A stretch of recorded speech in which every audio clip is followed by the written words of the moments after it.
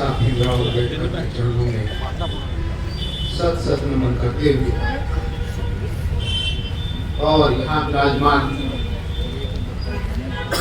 बड़ों को चरण स्पर्श, बराबर को जय भीम प्रणाम, छोटों का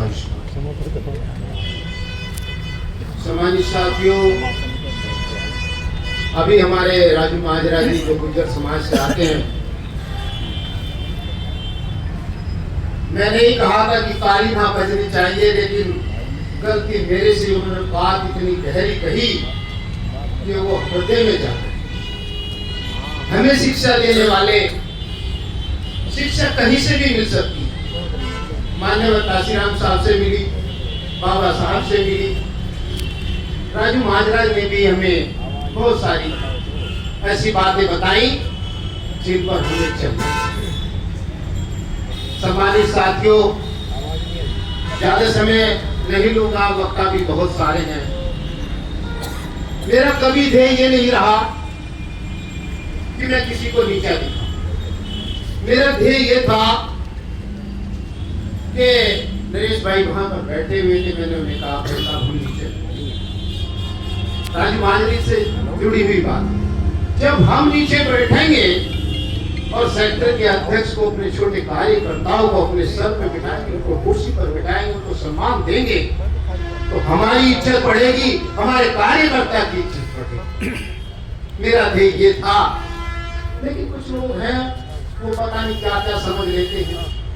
अभी बात बताई गुलामों की, चमचों की, तो मैं भी कहता हूं जब अंग्रेज हमारे देश को आजाद करके चले गए थे, तो बाबा साहब ने भी यही कहा था कि आपने गुलामों को तो आजाद कर दिया, लेकिन जो गुलामों के गुलाम हैं उनको आजाद नहीं किया। तो गुलामों के गुलाम कौन थे?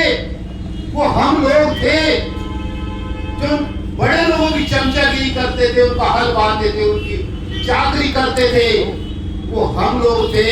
राजू महाजरा जी ने उन लोगों के लिए सारा किया था, और बाबा साहब को समझने वाले बहुत कम लोग हैं हमारे समाज के, तो 2% लोग भी आज तक नहीं समझ पाए।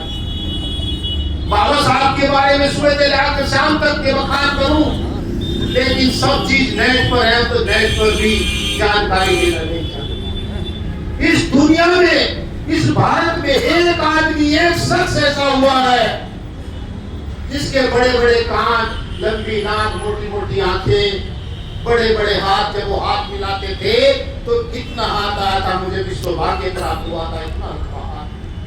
वो कौन थे? मान्यवर काशीराम साहब, जो बाबा साहब का वो इशारा समझ गए थे।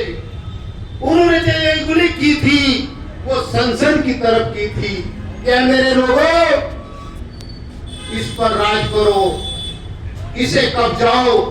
वो सिर्फ एक शख्स समझा था, और 6 में मरने के बाद हमें 7 में सरकार दे करके गए थे और हमें राजा बना करके गए थे। सम्मानित साथियों, हम लोग न जाने समझने का क्यों काम नहीं करते। अगर करते भी हैं तो जो हमारे सर पर बैठे हैं, जो हमारे बड़े पदाधिकारी हैं,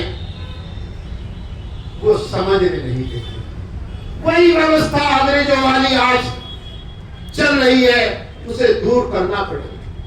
बाबा साहब का आज जो परिनिर्वाण दिवस है, इस छोटे से प्रांगण में मैंने कभी नहीं देखा हमारी पॉकेट में पैसा है। आज भी अगर हम पंचवटी या अच्छे विरोध में नहीं कर सकते तो लानत है हमारे ऊपर।